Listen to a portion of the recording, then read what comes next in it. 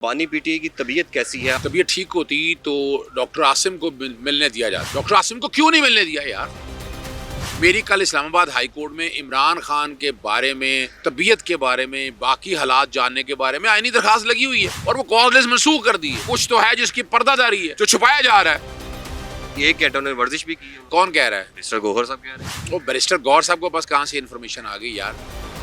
बानी पीटीआई की दोनों जो बहनें गिरफ्तार हैं उनको कौन सी जेल में मुद्दे? कुछ शर्म और हया हो इस गवर्नमेंट को। यानी पाकिस्तान तहरीक इंसाफ ने इतना बड़ा दिल किया। हम तो एसओजी का इजलास नहीं रोक रहे, उसकी तरह नहीं जिस तरह ओएसी का इजलास रोकने की धमकियां देते थे। यही तो फर्क है। पाकिस्तान तहरीक इंसाफ अमन पसंद जमात है, ये सबूत है इस बात का। अस्सलाम वालेकुम पब्लिक डिजिटल के साथ मैं हूं सलमान अमान। मैं इस वक्त लाहौर हाई कोर्ट में मौजूद हूं और मेरे साथ वकील अजहर सदीक साहब मौजूद हैं। अच्छा सर, ये बताइएगा, सबसे पहले तो ये बताइएगा कि बानी पीटीआई की तबीयत कैसी है? आप तक क्या वाकई जो बैरिस्टर गौहर साहब बता रहे हैं वो वाकई ठीक है कि उनकी तबीयत ठीक है? नहीं जी, बिल्कुल बिल्कुल ऐसा नहीं है। अगर तबीयत ठीक होती ना, तबीयत ठीक होती तो डॉक्टर आसिम को मिलने दिया जाता। डॉक्टर आसिम को क्यों नहीं मिलने दिया यार? खुदा रहा यार। अब मुझे देखें ना, अब खदशा कैसे हो गया। मेरी कल इस्लामाबाद हाई कोर्ट में इमरान खान के बारे में, तबीयत के बारे में, बाकी हालात जानने के बारे में आईनी दरखास्त लगी हुई है और वो कॉजलेस मनसूख कर दी है। क्यों? अब ये देखें ना, ये सवाल जन्म देते हैं। ये बहुत अदालत ने रिपोर्ट तलब कर रखी थी कि उनकी तबीयत और मेडिकल रिपोर्ट के हवाले से यस पूरी डिटेल देनी थी, उनको दी जाने वाली सहूलियात के हवाले से बात आनी थी, लेकिन आपके सामने मौजूद है। और मैं देखिए, चेयरमैन है बैरिस्टर गौर साहब, लेकिन मैं ज़ाती हैसियत में, पब्लिक इंटरेस्ट में, ह्यूमन राइट के वकील से मैं नहीं मुतमिन। मैं किसी सरकारी डॉक्टर की रिपोर्ट पे कोई मुतमिन नहीं होता। सब मैन्युवर्ड रिपोर्टें होती हैं। कह रहे हैं एक साल उन्होंने एक घंटा उन्होंने वर्जिश भी की है। वो देखिए, मैं ये बात सुनिएगा, कौन कह रहा है? मिस्टर गौहर साहब कह रहे हैं। वो बैरिस्टर गौर साहब को पास कहाँ से इन्फॉर्मेशन आ गई यार? वो मुलाकात करके आए हैं। नहीं, मुलाकात नहीं ना हुई। अगर मुलाकात हो जाती ना बैरिस्टर गौर साहब की और ये आकर बताते तो फिर लोगों को मुतमिन, अब लोगों को देखें, लोग खुद सुनना चाहते हैं आप क्या करके आए हैं। यानी ये सरकारी रिपोर्टों से कोई नहीं। मुझे ये बताएं, लॉ एंड ऑर्डर इतना बुरा हाल था, थ्रेट अलर्ट थी, तो 2 डॉक्टर कैसे चले गए? जो अपने 2 डॉक्टर चले गए हैं ना, इनका केस तो वहीं खत्म हो गया, तो बाकी जाने में क्या अर्ज था? बैरिस्टर गौर साहब को जाने मिलने में क्या अर्ज था? साहबजादा हामिद रजा साहब को, उनकी फैमिली मेंबर्स को क्यों नहीं मिलने दिया गया? इसका मतलब है कुछ तो है जिसकी पर्दादारी है, जो छुपाया जा रहा है। और लाहौर हाई कोर्ट में आपको बताया कि मैंने दरखास्त लगाई हुई है, मई से चल रही है, अर्जेंट के तौर पर, यानी बुनियाद पर। क्या है क्या? वो रूल 265 चैलेंज किया हुआ है कि ये जो अब इंटरव्यू देने का, मुलाकातों पे जो पाबंदी है, बानी पीटीआई यानी बच्चों से 9 सितंबर से मुलाकात नहीं कराई, बात नहीं कराई जा रही टेलीफोन, महीने से जायद हो गया है। बातें कर रहे हैं कि जनाब देसी खाने, वो भाई जो वो रूल्स के मुताबिक ही सारा कुछ मिल रहा है। आप रूल्स के मुताबिक तो कर ही नहीं रहे। अच्छा, मुझे बानी पीटीआई की दोनों जो बहनें गिरफ्तार हैं उनको कौन सी जेल में मुंतकिल? यार ये बड़ी मजेदार बात है। आपने देखे, मुझे कुछ शर्म और हया हो इस गवर्नमेंट को। यानी पाकिस्तान तहरीक इंसाफ ने इतना बड़ा दिल किया, उन्होंने कहा कि एसओसी होनी चाहिए, लेकिन मेरा नुक्ता नजर है एहतजाज करने का हर एक को हक है, एहतजाज होना चाहिए। हम कौन सा रोक रहे थे उनको? हम तो एसओजी का इजलास नहीं रोक रहे, उसकी तरह नहीं जिस तरह ओएसी का इजलास रोकने की धमकियां देते थे।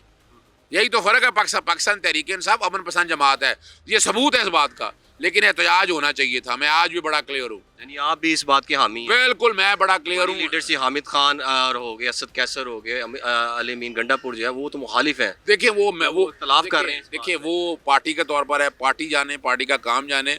मैं ह्यूमन राइट एक्टिविस्ट वकील होने के नाते से बड़ा क्लियर हूँ, ये फैसला गलत है। एहतजाज होना चाहिए था। एहतजाज वहाँ से हट के किसी और जगह कर सकते थे आप। इस्लामाबाद हाई कोर्ट ने भी जगह दे दे, यानी एहतजाज लाजमी था, यानी वो एहतजाज प्रेशर के तौर पर आना था। और उसका नतीजा देखें आप, उन्होंने हुकूमत ने बात मान तो ली, मुलाकात करवा दी ना। क्या बात मान ली? खुदारा लॉलीपॉप यार, वो भी अकरम ने यही कहा था मुलाकात करवा। मैं फिर वकास अकरम ने मुलाकात कहा था पार्टी लीडरशिप की, इमरान खान साहब के क्लोज रिलेटिव्स की और डॉक्टर्स की। इंतजार पंचौता की था। ये उन्हीं नामालूम लोगों के पास है, जो ये नामालूम एस्टेब्लिशमेंट के लोग हैं। और कौन लोग हैं भाई? वोकल पर्सन इसलिए उठाए गए तो देखें, सिर्फ वही नहीं है, इमरान रियाज को उठाया गया, पुरानी कितने लोगों को, यानी वो अभी की बात जो है, वो सिलसिला रुक नहीं रहा ना, सिलसिला रुक नहीं रहा। ये याद रखिएगा, ये सिलसिला रुक रहा है, सिलसिला नहीं रुक रहा। ये सिलसिला रुकेगा तो चीज़ें आगे जाएंगी ना। जुल्म ये है, ज्यादती ये हो रही है, इस ज्यादती को रोकना है। इस ज्यादती को रोक नहीं सके हम आज तक, मैं बता दूं आपको। और हमारी अदालतें ही बेपसंद, कहाँ गए बुनियादी हकूक? मुझे ये बताएं, डिटेंशन ऑर्डर कितने जारी किए हैं? मैंने चैलेंज किया हुआ है ना कानून। मेरे जितने अहम केसेस लाहौर हाई, आज सारे डिसाइड हो जाएं तो ये जितना भी नजर उठाना, 144 का नफाज लगाना और बहुत से अहम इश्यूज हैं, अगर वही आईनी के सेटल हो जाएं तो पाकिस्तान तहरीक इंसाफ के कई मसाइल हल हो जाते हैं। कोई आइडिया है, बल्कि आपको तो आइडिया होगा, कितनी पटिशन आपने दफा 144 की दायर की है? कितने पे मैं फैसला देखिए, मेरी बात सुनिएगा, मैं तो बड़े अरसे से लगा हूँ। होगा लगे हैं मैं आप देखिए, दफा 144 का नवाज इलेक्शन के दिनों में भी कर दिया गया। वो डिस्पोज ऑफ कर नहीं, वो ना जस्टिस बिलाल बिलाल साहब हसन। ने डिसमिस की थी। मैंने इंटर कोर्ट अपील फाइल की, उन्होंने फिर उसका क्या लगाया। status? वो चल रही है, आईनी दरखास्त जनाब चल रही है, आज भी चल रही है। कितने नोटिफिकेशन आपने इस वक्त तक दफा मेरा 144 जहाँ तक ख्याल है अब तक होंगे कोई 33-34 के करीब नोटिफिकेशन हैं जो पूरे पंजाब में लगाए गए हैं। लाहौर हाई कोर्ट के जज साहब का एक कहना है, हालांकि वो मैं नहीं इत्तफाक करता, वो कह रहे हैं कि जिस इलाके का नोटिफिकेशन है वहाँ चैलेंज करे। भाई चैलेंज नोटिफिकेशन दे रहा है secretary home, last time Punjab का हुआ और पंजाब का आपने चैलेंज देखे ना, बड़ी सवाल। पंजाब के अंदर हाई कोर्ट का पूरा इख्तियार है और इसमें अलग-अलग दरखास्तें दायर करने का मेरी मन तक समझ से बाहर है। भाई ये कंटिन्यूइंग मैंडेमस है, बार बार कर रहा है, बार बार वो एक्शन हो रहा है, तो अदालत का काम है उसका नोटिस लेना, अदालत का काम है उसको देखना। लेकिन 144 लगा के लोगों की जुबानें बंद की जा रही हैं। अगर इन सारे मामलात को हमारी अदालतें, अगर मैं जागने का लफ्ज़ नहीं कहना चाह रहा, इसको टेकअप अगर कर लेना और आ जाएं तो फैसले दे दें, तो ये जो ज्यादती और जुल्म और ज्यादती हो रही है, और तमाम सियासी जमातों को मेरा साथ देना चाहिए इसमें। जुडिशरी आज़ाद है, जुडिशरी मुझे तो आज़ाद कोई नज़र नहीं आती जी, कंट्रोल कर रहा है कोई? और ये कंट्रोल जो कोई भी कर रहा है हर एक को पता है, लेकिन जुडिशरी आज़ाद मैं नहीं देख रहा। अगर आज़ाद होती तो ये सारा जो कुछ हो रहा है, नहीं, जितने केसेस आपके पब्लिक इंटरेस्ट के हैं आप इस वाले से कह रहे हैं, भाई मैं क्योंकि तो फैसले हो रहे हैं, लोग आ रहे हैं, देखिए, साइलिन वो आ रहे हैं। इंडिविजुअल और है, ये अहम मामलात हैं, टेकिंग अवे है आपका ताल्लुक किसी पार्टी से है इस वजह से? ना। बुनियाद देखिए ना, सिंबल लेने का मैं कब से लेके चला हूँ मामला। 25 मार्च से लार्जर बेंच बना, आज तक लार्जर बेंच नहीं बना।